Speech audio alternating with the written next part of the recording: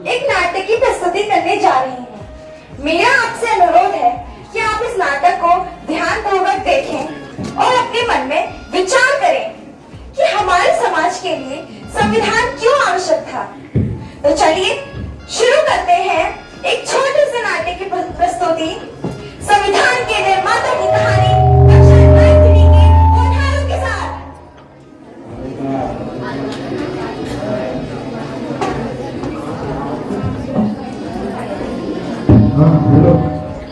अरे भाई, तुम ये क्या कर रहे हो? कल 26 जनवरी को हमारे गुरु जी ने विद्यालय सजाने के लिए कहा है। तुम्हें पता है कल के दिन क्या हुआ था? नहीं पता। क्या तुम बाबा साहब के बारे में नहीं जानते? वे कौन थे? उन्होंने हमारे समाज के लिए क्या किया? हम थोड़ा बहुत तो जानते हैं पर ज्यादा नहीं जानते। जानना चाहते हो? हाँ, हम जानना चाहते हैं। तो दोस्तों, अगर हमें बाबा साहब के संघर्षों के बारे में जानना है तो हमें पिछले समय में जाना होगा। तो चलिए देखते हैं बाबा साहब के जन्म से पहले उस समय की समाज की स्थिति कैसी थी, कैसे गरीबों और निम्न जाति के लोगों के अधिकारों का हनन किया जाता था।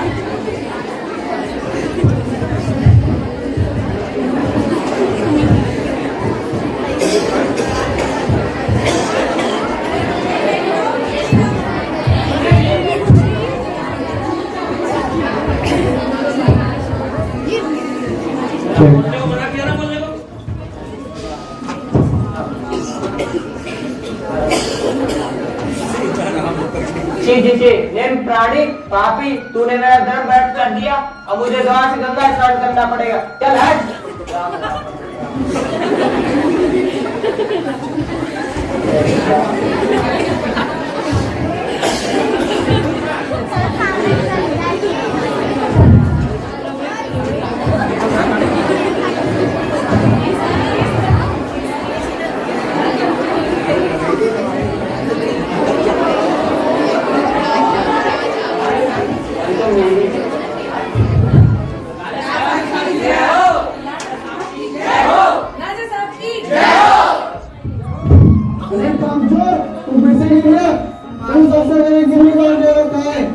अगर इस बार अच्छा अनाज नहीं मिला तो तुम सबके पूरे परिवार को बंदी बना लूंगा और पूरी जिंदगी तुमसे काम करवाऊंगा।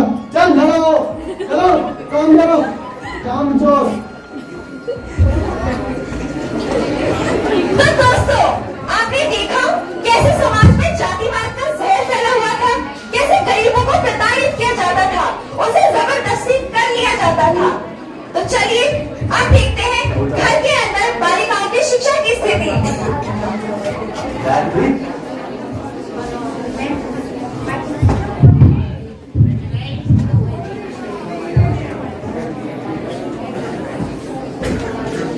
मोमबत्ती,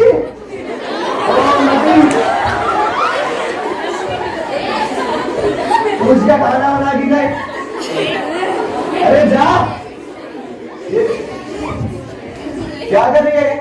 पढ़ रही है? हमारे घर को नाक में डाल रही है तू। तेरा खाना बनाना काम है, पढ़ लिया है, जाके खाना बना।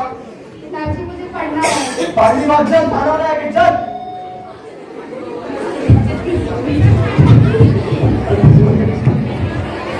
तो दोस्तों, आपने देखा कैसे बालिकाओं को सिर्फ घर की 4 दीवारी तक ही सीमित रखा जाता था।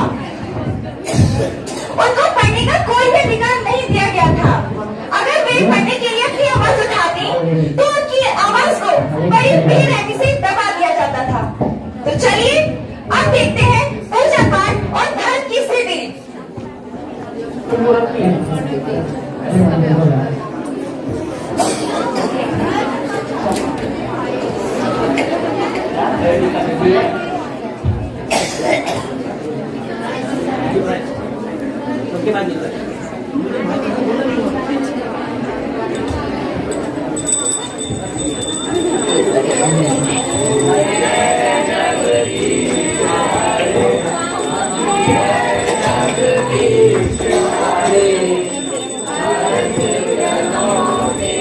तुम नहीं आ सकते। पर क्यों? तुम निम्न प्राणी हो, मतलब छोटी जाति के। पर मंदिर में क्यों नहीं आ सकता मैं? ये ऊंची जाति का कुआं है और तुम नीची जाति के हो, इसमें नहीं आ सकते। हटो पीछे। पर मंदिर का तो हर मनुष्य का अधिकार है ना। नहीं, तुम नहीं आ सकते, हमारा समाज बुरा मान जाएगा इससे, तुम नहीं आ सकते, हटो।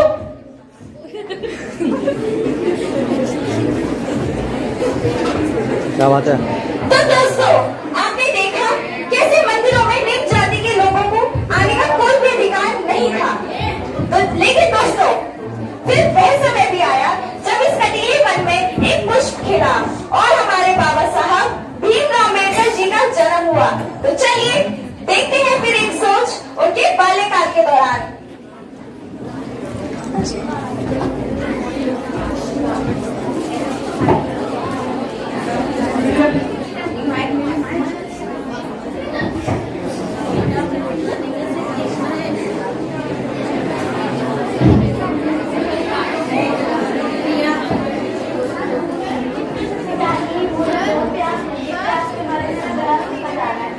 पानी, मैं भी देखता हूँ पानी। यहाँ आसपास कहीं हुआ तो जरूर होगा। मैं देखता हूँ। हुआ कहाँ है यहाँ? अरे ये रहा हुआ। ये ले बेटा पानी पी।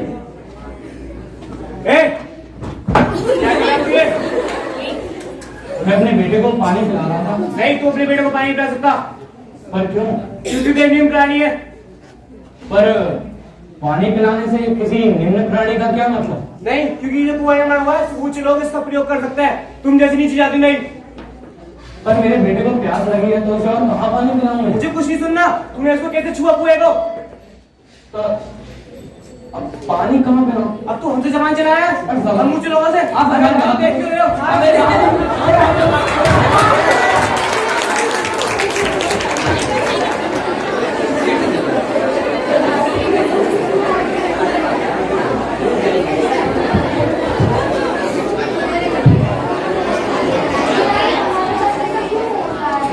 हम निम्न जाति के लोग हैं बेटा, हमारे साथ ऐसा ही होता है। और ये कैसे हमारे प्यासे को पानी भी नहीं पिला सकता?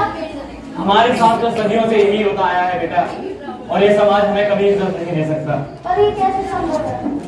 बेटा अमावस्या की रात चाहे कितनी भी काली क्यों ना हो, सूर्योदय तो होकर ही रहता है। और इसका कोई उपाय तो होगा? उपाय है, और वो उपाय है शिक्षा, परंतु हमें उसका अधिकार कहाँ है? तो ठीक है, आज से मेरा जीवन शिक्षा को समर्पित।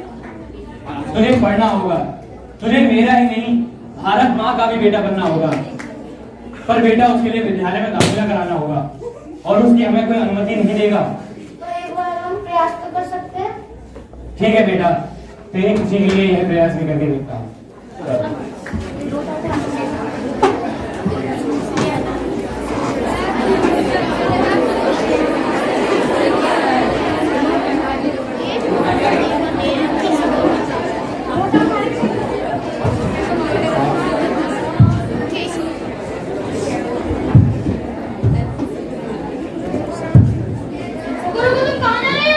गुरुजी से मिलने? नहीं, तुम नहीं मिल सकते। पर क्यों? क्योंकि तुम निम्न जाति के हो, निम्न जाति को विद्यालय में आने का अधिकार नहीं है। पर हमें गुरुजी से मिलने दीजिए, बहुत महत्वपूर्ण काम है। नहीं, तुम नहीं मिल सकते। देखिए ऐसा मत कहिए, हम आपसे हाथ जोड़कर विनती करते हैं। अब एक बार उनसे पूछकर तो आइए। रुको।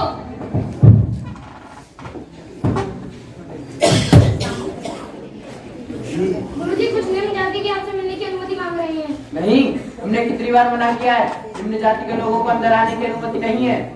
पर मैं ज्यादा विनती कर रहे हैं। अच्छा तो ठीक है, परंतु कह देना नीचे बैठे। ठीक है, तुम आ तो सकते हो, पर तुमको नीचे बैठना होगा। जी मंजूर है। तो आओ। जी।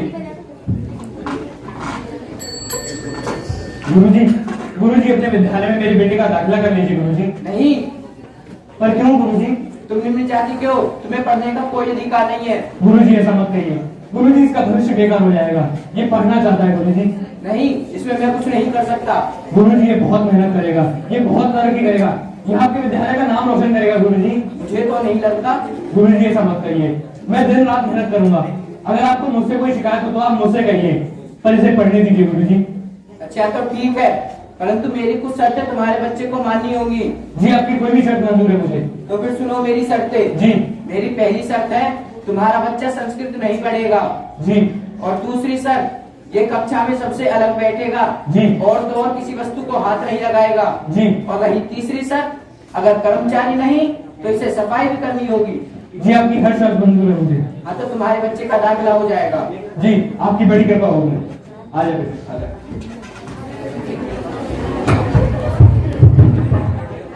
दोस्तों, क्या आप जानते हैं डॉक्टर B.R. अम्बेडकर उच्च शिक्षित थे। वे 20वीं सदी के सबसे ज्यादा पढ़े लिखे राजनेता थे और उन्होंने ये संदेश भी दिया कि पढ़ो, संगठित रहो और संघर्ष करो। तो चलिए इस कड़ी में आगे बढ़ते हैं और कुछ वर्षों बाद कक्षा कक्ष की स्थिति देखते हैं।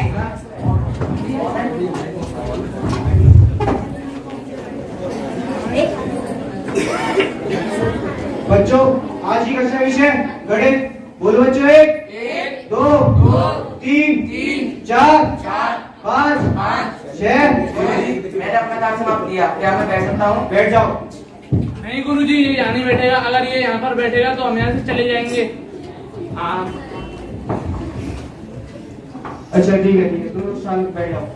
तुम यहाँ नहीं बैठ सकते क्योंकि तुम्हें अछूत हो, अछूत को पढ़ने का अधिकार कहा। क्यों? इस सवाल का उत्तर तुम में से ना ही पूछो तो ही बेहतर होगा। जाओ जाकर अपना काम करो। बच्चा, आज की कक्षा समाप्त नहीं होती है।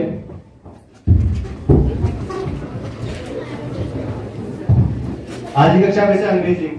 बोलो A B C। अरे बेटे तुम वहां क्यों बैठे हो? गुरुजी, मुझे आगे मिली हुई है कि मुझे इन सभी बातों से दूर बैठना है। लेकिन क्यों? यदि मैंने आपके इस प्रश्न का उत्तर दिया तो आपका ये समाज बुरा मान जाएगा। ठीक है बैठ जाओ। गुरुजी, आपने इसमें गलत किया है। मैंने इस बेटा कुछ गलत नहीं किया। मैंने इस बच्चों की आंखों में जिंदगी से आज जुदाई देखी है, इसलिए मैंने इस बच्चों को कक्षा बैठने की अनुमति प्रदान की है।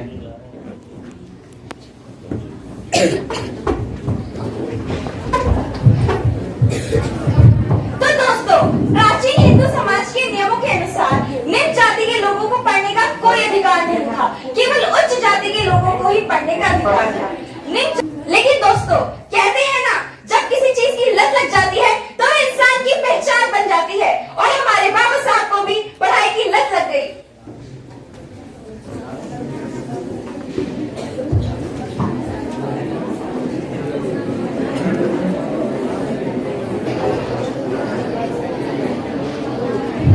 अरे बेटा, कितना पढ़ोगे? रात हो चुकी है। परंतु पिताजी, मुझे अपना पाठ खत्म करना है। कोई बात नहीं बेटा, कल कर लेना। यदि पिताजी मैंने आज का कार्य कल पे डाला तो आज बुरा मान जाएगा। बहुत अच्छे बेटे, खूब तरक्की करो, जुग जुग जियो। तो दोस्तों, इस तरह बाबा साहब ने अपनी लगन और परिश्रम से स्वतंत्र भारत के प्रथम कानून मंत्री का स्थान प्राप्त किया था। और अब प्रस्तुत करते हैं संविधान बनने के दौरान सरदार वल्लभ भाई पटेल और बाबा साहब के बीच वार्तालाप का एक छोटा सा दृश्य।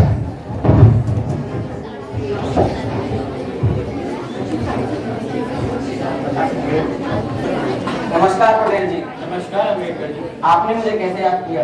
अम्बेडकर जी, मुझे आपसे एक महत्वपूर्ण बात करनी थी और वो बात यह है अम्बेडकर जी, मुझे लगता है आपको हमारे संविधान में से आरक्षण शब्द हटाई देना चाहिए, क्योंकि देश की इस स्थिति में जोखिम उठाना बिल्कुल ठीक नहीं होगा। जोखिम? मुझे तो कहीं जोखिम नजर नहीं आ रहा। जोखिम ये है, यदि आप देश के विशेष वर्ग को आरक्षण देंगे तो देश के दूसरे वर्ग के लोग भी आरक्षण की मांग करेंगे, जिससे पूरे देश में जातिवाद का जहर फैल जाएगा। यदि देश का प्रधानमंत्री आरक्षण की मांग कर सकता है तो इन जातियों को भी अधिकार है अपने आरक्षण की मांग करने का।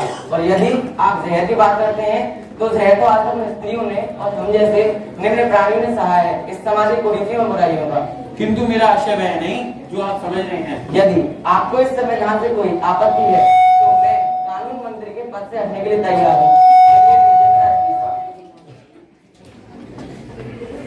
सारा भारत यह जानता है आपके अलावा इस संविधान को कोई और आकार नहीं दे सकता, इसलिए आप ही यह कार्यभार संभालें। हमें आपसे पूर्ण उम्मीद व विश्वास है कि आप हमें उत्तम भारत व संविधान देंगे। जी बिल्कुल, धन्यवाद।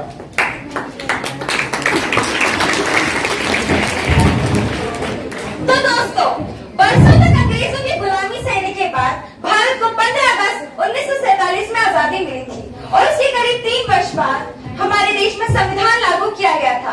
संविधान की समिति की अध्यक्षता डॉक्टर भीमराव अम्बेडकर ने संभाली थी। अब देश हर वर्ष 26 नवंबर को संविधान दिवस के रूप में मनाता है, क्योंकि इसी दिन यानी 26 नवंबर 1949 में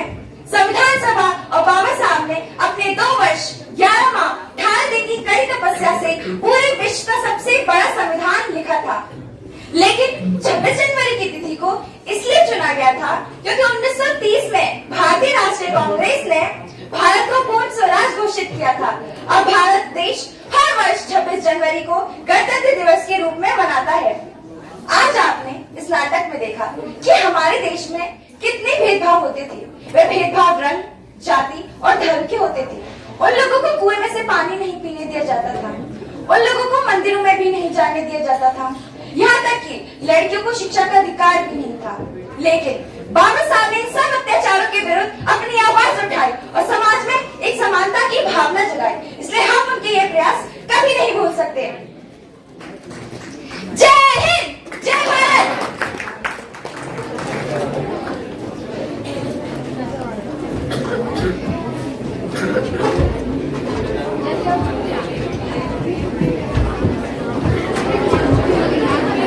संविधान हमारा अमर रहे, अमर रहे, अमर रहे। तो देखा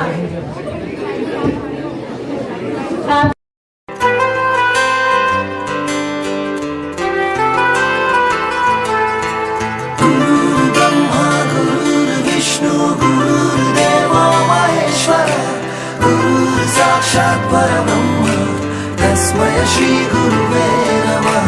गुरुर्ब्रह्मा गुरुर्विष्णु गुरुर्देवो महेश्वर गुरुर् साक्षात् परब्रह्म तस्मै श्री गुरुवे नमः।